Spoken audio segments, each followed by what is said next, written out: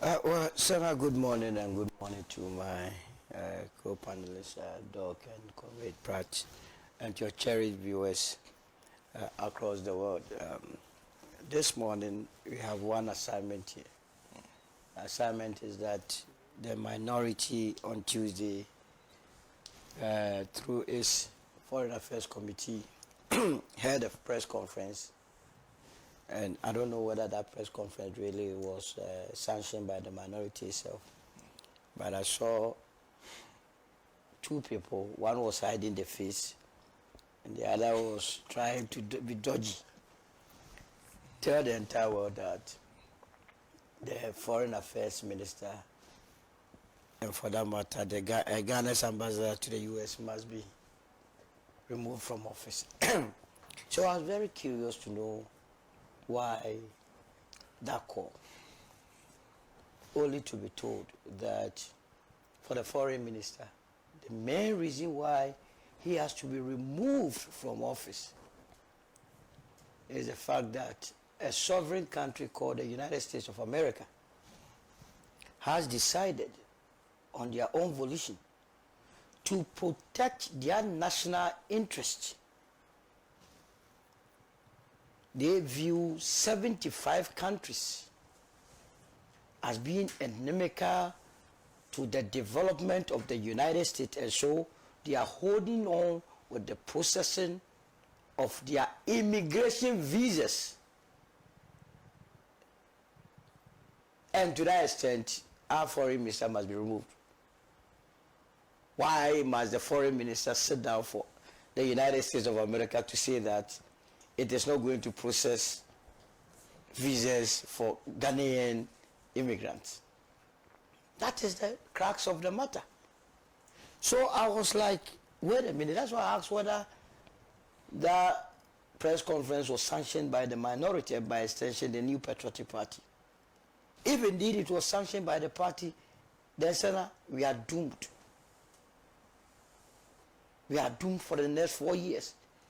Because we would have to endure such a lackadaisical opposition to such a time that the United Party would take over either as a party in government or party, the main opposition party. Then, Senator, they say the ambassador too must come back because he's provided too much information. On Kenofurata. What an opposition. But I don't blame them. If you have 87 members of parliament, which is not the ideal situation, definitely somebody must be a ranking in a particular committee. So whether you like it or not, you have to make do with the few numbers available. A quality person is outside the parliament, so what can they do? Are you going to remove Asafoji and replace him with the woman who said that immediately the budget was read, COVID levy must be removed? Would that be an option? Jerry Ahmed, who is very interested in destroying tables? Anodompre, who will be a cheerleader? So it is an endemic problem. You see, they say that it is the utterances of the Foreign Affairs Minister. I looked at the list of the 75 countries: Afghanistan, Albania, Algeria, Antigua, Barbuda, Armenia, etc., etc.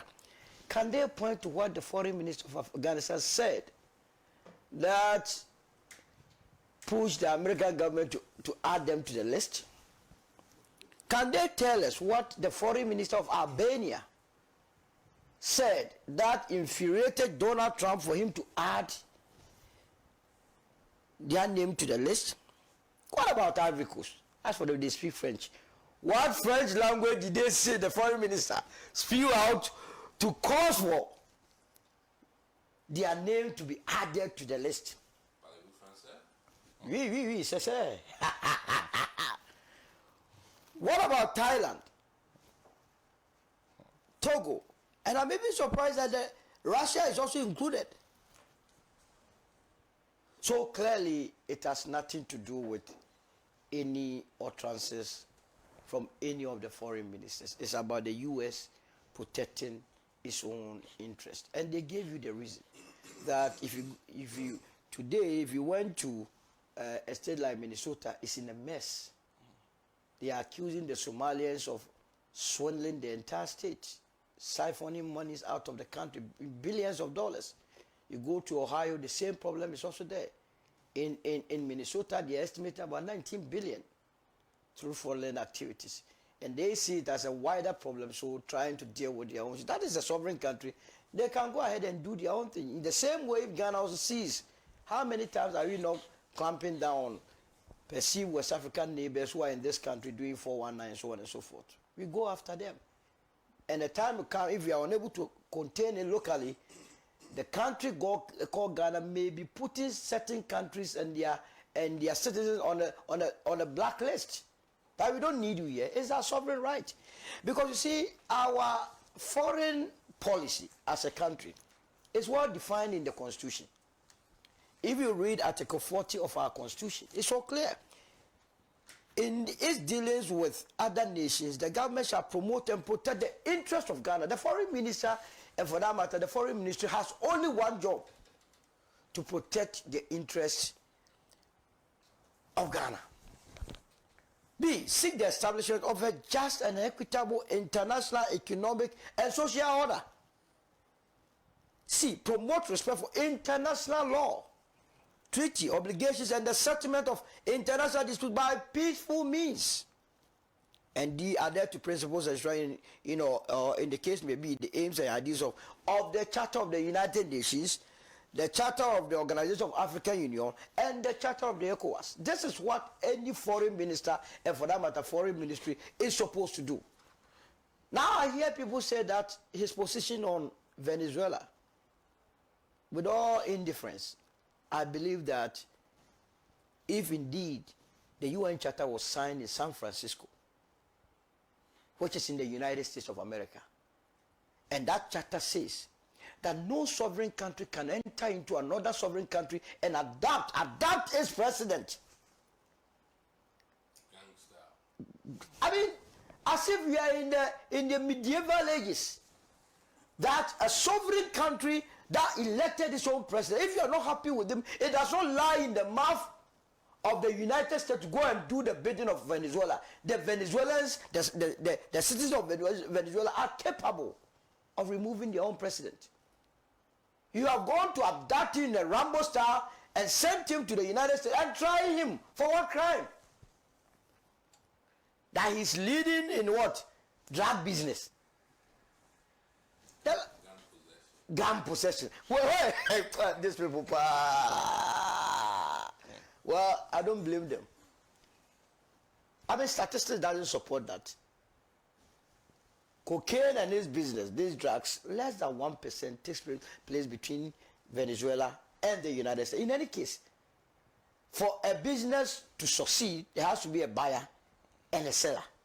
So if you believe that a lot of drugs are coming from Venezuela, why don't you deal with the buyers in the United States who are buying? So that if you're able to clamp down on them, there will not be any supply. If the goods are brought and there are no buyers, would anybody bring it? That is not true. So the democratic credentials. Oil for drugs. It's a democratic principles. Well, you know, in this country, when in 2020, Donald Trump went to court, accused the entire U.S. electoral system as being fraudulent. He accused everything. Indeed, when they went into the matter, the U.S. electoral system is as whack as anything. Ghana is better off. That people can go and stand there without any identification, then they will go and vote. So that could also not be the case. And Ghana being a signatory to the UN Charter, international laws, that knows that no sovereign country can enter another country to go and adapt its president. If this thing happens, do you expect our country, and by extension our foreign minister, not to issue a statement to state our position? In fact, if the foreign ministry and by extension this government had not done so, some of us would have gone after them. That means you are not protecting the constitution. It means tomorrow America can just get up here and adapt President Mahama. This sort of impunity, why does it happen? It's not good for us. Now I hear that Israel-Palestine is also another reason why our foreign minister is not behaving well. I mean, the position of the foreign ministry in terms of Israel-Palestine has been there since Kwame Nkrumah's day. We have always believed in the two-state solution. Americans and the Israelis, they want us to side with them. We cannot side with untruthfulness. We are always in the middle. But what we have been doing over the years is that we call them out. If we believe that you are not doing what is right, we say it. But why must you sit there and not speak the truth? So that one too cannot be used against him. Look, I have checked a couple of statements that have been released, issued by the foreign ministry since Okuyeto took over. And mind you, I have been policing this administration very well because I'm always looking for information that my party, the United Party, will use against them in 2028. They issued a statement on Russia, Ukraine. You know, recently the U.S., I mean last year, latter part of last year, the U.S. Wanted a peaceful settlement of that. They issued a statement to agree with that position, that it is only by going by peaceful means that will save this world. So what is it that the foreign minister, with the benefit of this, has done that will necessitate any organized group of people to say that he must be removed?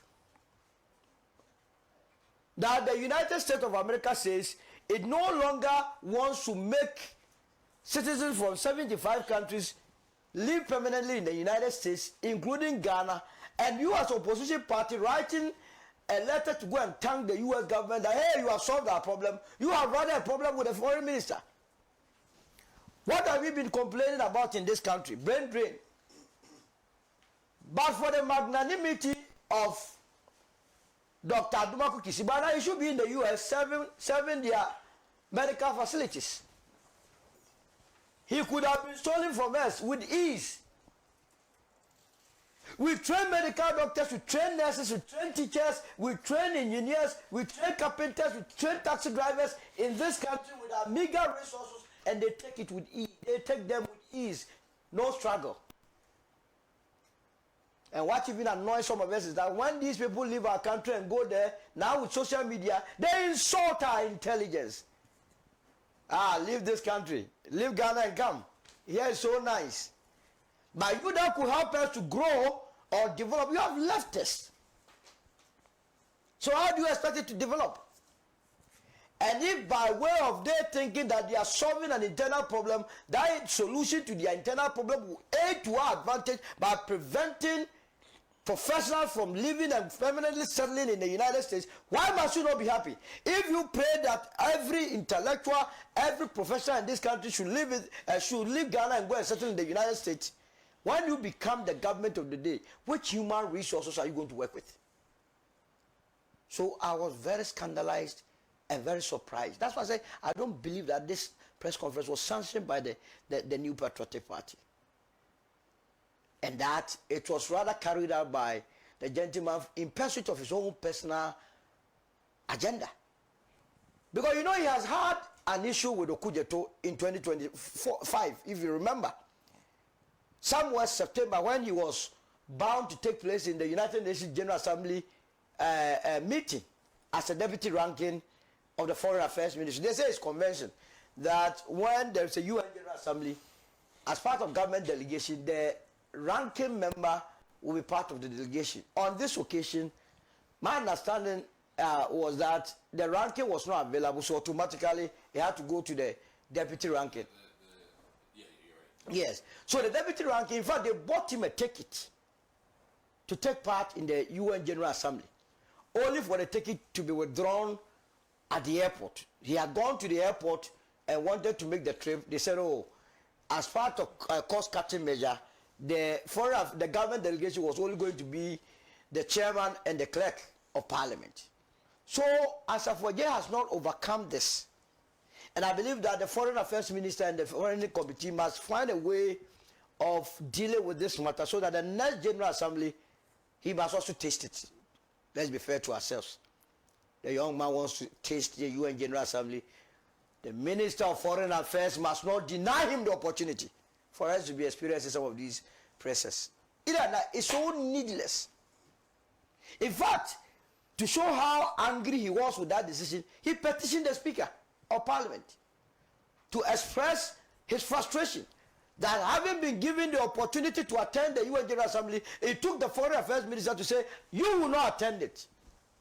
So the least provocation, when you can even wait, you get him on the corner and nail him, because definitely this government, they are not saints.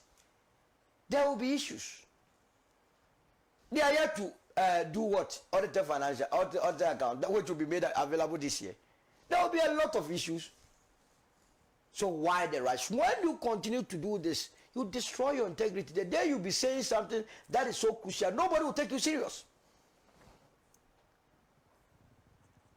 Yes, Okoye made a lot of revelations when he was in opposition, but he helped the country. We must give credit where it's due.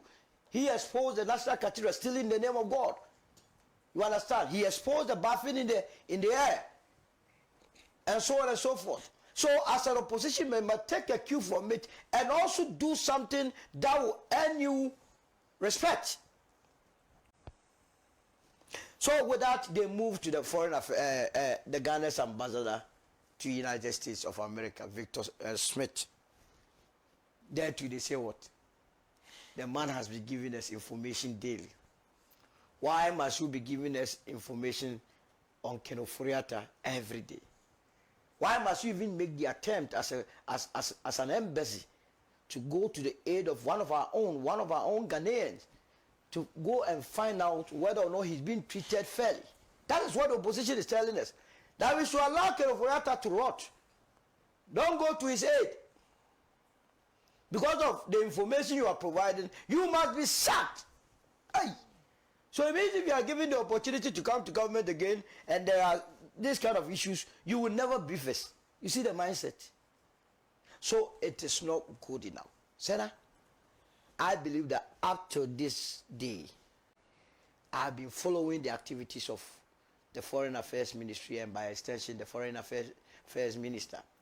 The statements, his actions and inactions fall in line with Ghana's foreign policy. In fact, we as the United Party, because we have our plan in place, everything is documented. Our foreign policy as enshrined in our strategy would have been, if you read diplomatic and international relations, one, to adopt the principle of positive neutrality, which is very much consistent with our constitution, anchored on the strategic interest of Ghana. Everything must be in the interest of Ghana. Now you see, they are saying that the foreign ministry and by extension, the foreign minister must make known to the entire country the strategy they will be using to convince the United States of America to change their position. Well, wasn't it the same minority that had an issue with foreigners or West Africans being brought to this country without their knowledge? Was it the same minority? So it seems to me that the consistency levels are not there. Let them be consistent. Let them come up with something that will, pierce the majority and have or elicit national discourse, which will inure to the benefit of the MPP. But they say what they are doing now is nothing much ado about nothing. That is a total waste of our time. Let me end it here. Thank you very much. A few of you are asking exactly